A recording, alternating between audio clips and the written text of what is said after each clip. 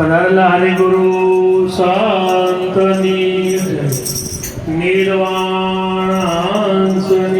જય, ભજન કરાવેના માત પિતાની જય. વિશેષમાં જે ભક્તરા જેવા ગોવિંદભાઈની બીજી પુણ્યતિથિ નિમિત્તે જે ભજન સત્સંગનો મહિમા રાખ્યો તે બદલ એમના કુટુંબ પરિવાર તથા એમના ભાઈઓ એમના પુત્રોને ખૂબ ખૂબ વંદન. મહાપુરુષે વંદન કર્યું કે ધન ધન વંદે કુળમાં જે કુળમાં હરિદાસા કોટિક તીરથ વ્રત જનની જેને પવિત્ર પુત્ર પ્રકાશા. ઓમ જોવા જો તો આ એક વગડો કહેવાય, ખેતરમાં વગડો કહેવાય, પણ એક ફાટું પ્રયાગ સંતોને જે અહીંયા ઉતાર્યું તે બદલ ખરેખર ખૂબ વંદનીય. અને ગોવિંદભાઈનો ભાવ પણ તમે જો ભજન પ્રત્યેનો એટલો લગાવો તેમ ભજનનું નામ પડે તો એમને અંતરમ અરખાય. અમે ઘણી વાર એક દિવસે 2 વાર પણ અહીંયા આવેલા એટલે એમનો મારો જાત અનુભવ છે એમ કે એમનો જે ભજન પ્રત્યેનો જે લગાવ હતો અને વાણી તમે જુઓ કે એમની ગાવાની જે શૈલી અને ગુરુમુખ વાણી, કોઈ દાડો ગુરુમુખ સિવાય વાણી નહીં બોલે. એટલે તરત એ પરિવારને ખૂબ ખૂબ વંદન. મહાપુરુષે કીધું કે સંત સમાગમ અને હરિકથા તુલસી દુર્લભ દોય, સુતવિત દારારું લક્ષ્મી તો પાપી કે ઘર હોય. મહાપુરુષે કીધું કે સંત સમાગમ અને હરિકથા આ બે દુર્લભ છે. તુલસીદાસે કીધું જીવનમાં બધું મળે, ધન મળે, દોલત મળે, ગાડી બંગલા બધું સાહેબી મળે, પણ સંત સમાગમ અને હરિકથા મળવું એ ભાગ્યમાં હોય. તમારું પુણ્ય જાગૃત થાય તો કોઈ સંતનો ભેટો થાય અને આપણને પ્રાપ્ત થાય. એટલે મહાપુરુષે કીધું કે ભાગહીન કો નહીં ભલી વસ્તુ કો ભોગ, ઓબાવે કેરી તણ કાગને આવે રોગ. આવો અવસર આવ્યો હોય, આપણા કોને ભજનનું આમંત્રણ મળ્યું હોય છતાં પણ આપણે ભજનમાં ના બેસી શકીએ.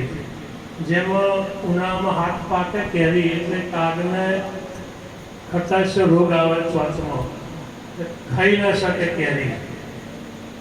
એમ આપણને મનુષ્ય અવતાર, માણસનો અવતાર મળ્યો, પણ આવા કોઈ તત્વવેતા મહાપુરુષ એમના વાણી દ્વારા, સત્સંગ દ્વારા,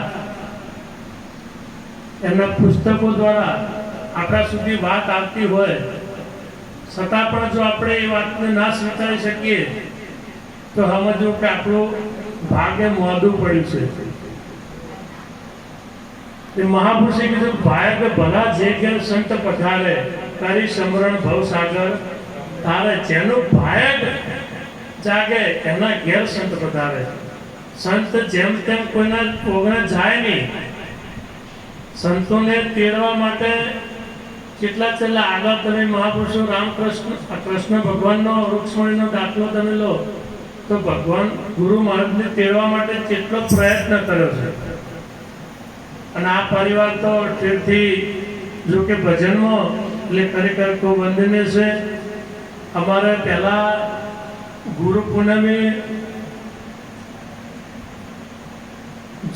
જોરાપરાથી વદનજી આપણે સેવા આપતા રસોઈની હર ગુરુ પૂનમના દિવસે.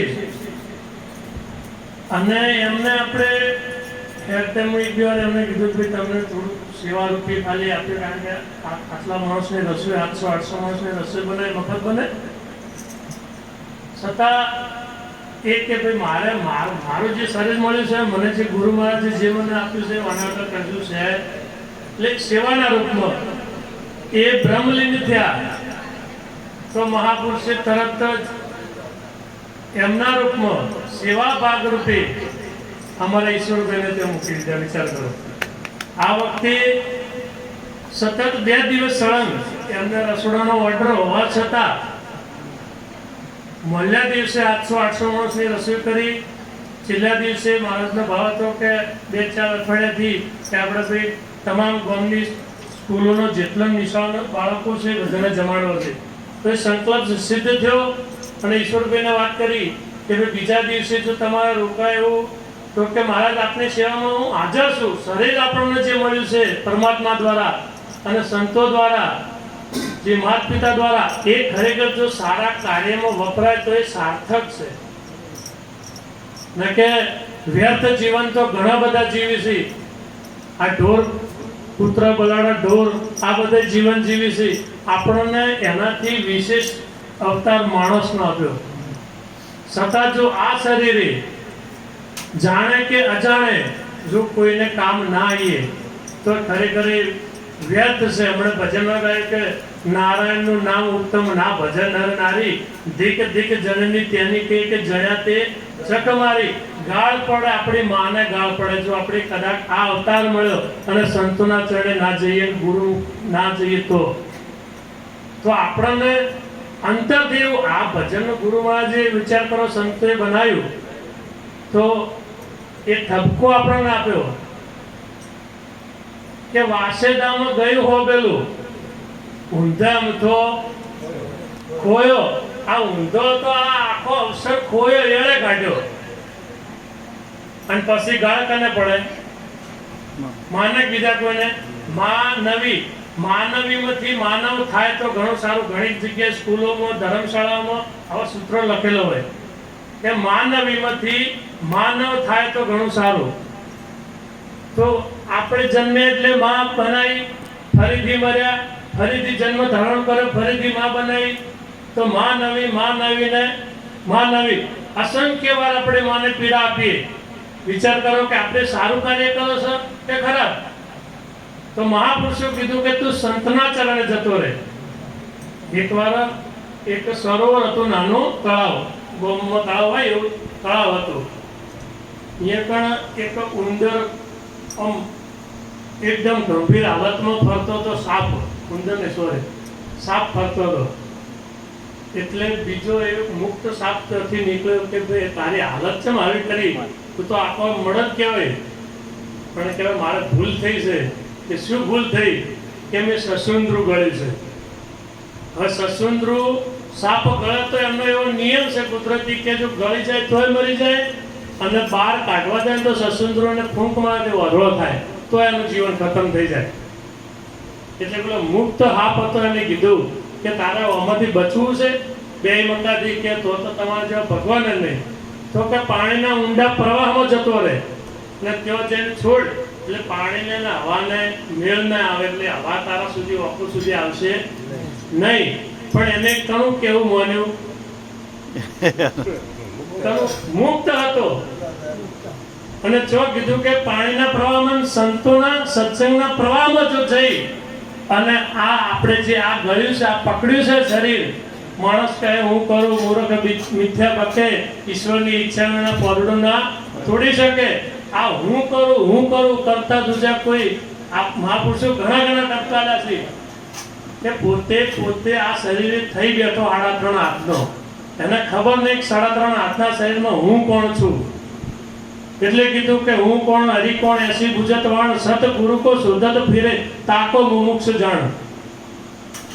એને મુમુક્ષ કહેવાય કે જે આવા પ્રશ્નો લઈને સંતોના ચરણે જાય. એટલે ખરેખર આવા મુક્ત મહાપુરુષો જે મળ્યા હોય અને જે જગ્યાએ છોડવાનું હોય એ જગ્યાએ જઈને શરીર છોડે તો એ જીવન મુક્ત બની જાય. પણ આપણે છોડતા નહીં ને બીજે પછી છેલ્લે તો મોહણીમ તો છોડવાનું છે ને સહેજ.